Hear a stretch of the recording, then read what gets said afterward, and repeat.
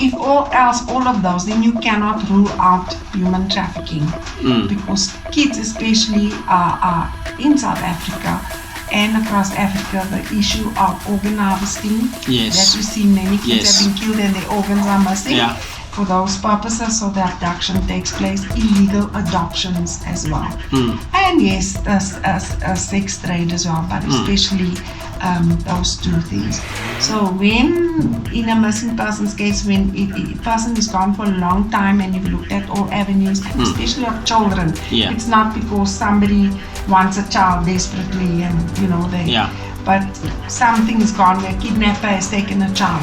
80% of your trafficking, especially since COVID, I won't say post-COVID, since COVID, online. They'll target you online, they'll even target children through their parents. It's all about influence. So please can we not patronize them?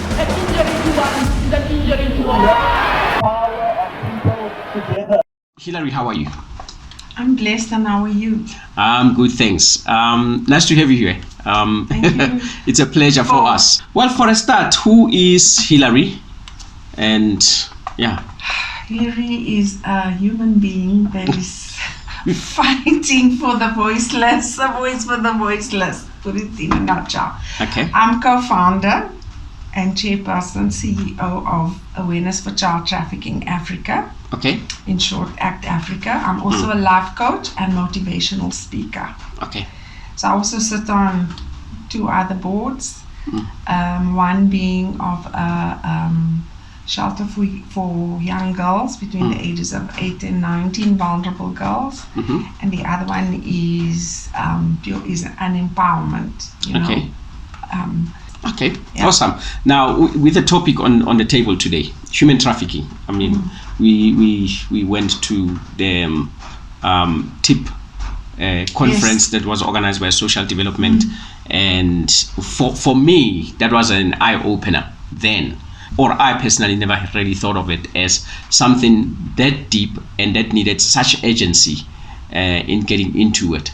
But from your organization, what does ACT do as far as human trafficking is concerned? So we do a lot of awareness and education around that topic, which includes gender-based. It's a complex form of gender-based violence. Always remember that. Okay. Now, I just want to divert about gender-based violence. What is gender-based violence? Is because a gender has been targeted. So the same with human trafficking. Now the difference is human trafficking has no emotion attached to it, unlike domestic violence or any of the other things. It's a business.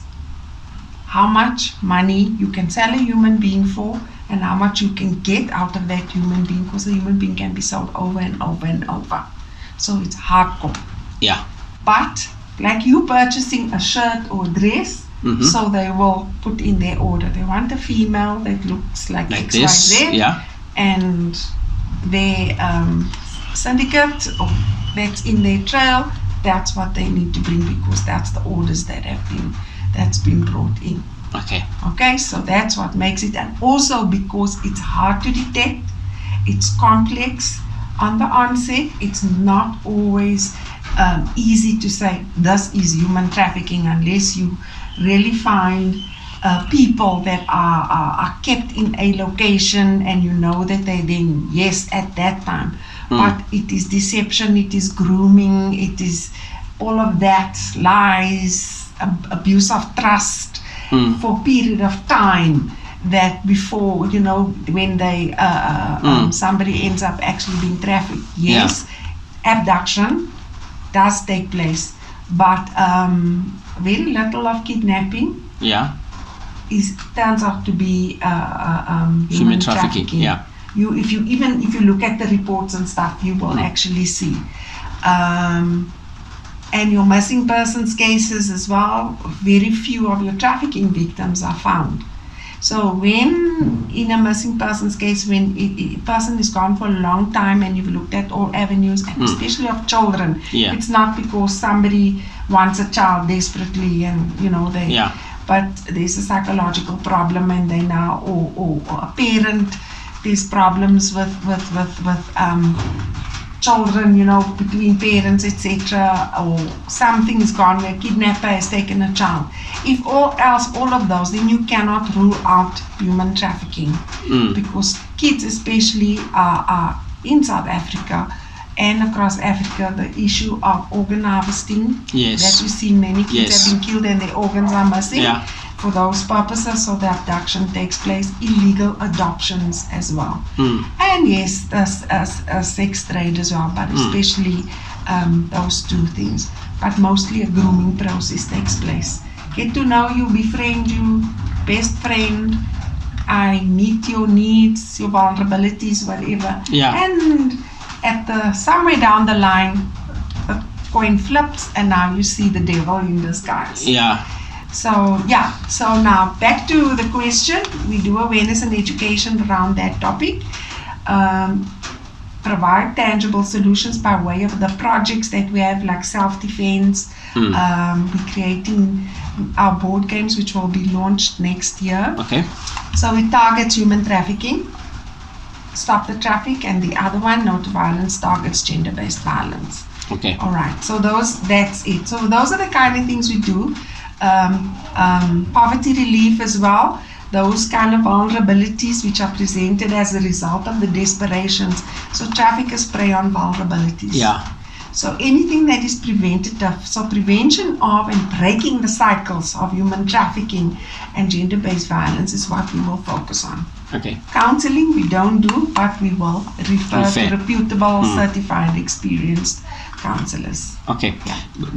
There's something that you say now when you explain all of this. I mean, there's two things that hits me hard. One of them is a concept of when you say it's a transaction, it's business, it's emotionless. And the other one is the grooming part. That taking it from a business perspective, that you are literally saying these guys will groom an investment and groom it to perfection. That this is as perfect as a product can be, and now it's ready for sale.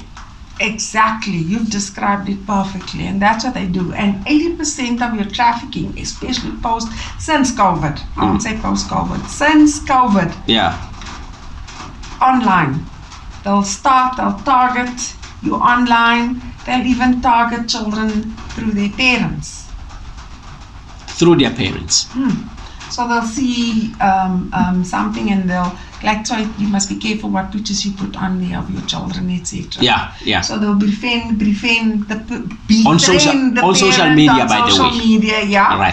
Befriend and start, and whatever it is, they look for something that you are perhaps vulnerable with, or something that you're out there that perhaps a need that you're putting out there, which becomes a vulnerability. It may not be a vulnerability, but it's a need that's been expressed. So they tap into it, so they can meet that need and they start engaging with you. I can speak about this one case because it's no longer. There was a mom, a young mom. She was obviously not by the means financially to support herself and a kid, really. So there was support going on by her family, and she was on Facebook, and she was targeted by perpetrators. One promising her the world. And that's what they do. So too good to be true, trust your gut. That's the first thing we teach people. It's too good to be, and your gut feels off. Trust it and run. Run. Stop. Don't engage anymore. Block the person. But anyway, promised it was Bitcoin and what. And this, obviously, she expressed excitement for this and thinking, wow, I'm going to be getting to money. And so obviously they see this excitement and stuff, and now they go for it. Now they really start their grooming. So it turned out there were actually two people. I don't know if they were working together or what. One was seemed to have been US based, and the other one turned out to be a pedophile. That SAPS had been looking for prior to us reporting it, and them investigating for 6 years prior, which they couldn't actually at that time apprehend because the person had gotten rid of all evidence. Apparently, I was told that they chewed everything, like online. So I'm not sure how that part worked, but they couldn't pick up on it, so they couldn't really prosecute or apprehend. 6 years later, so you can imagine, so this child. So the person came across as chatting to this woman, and in actual fact they were after this 10-year-old little girl.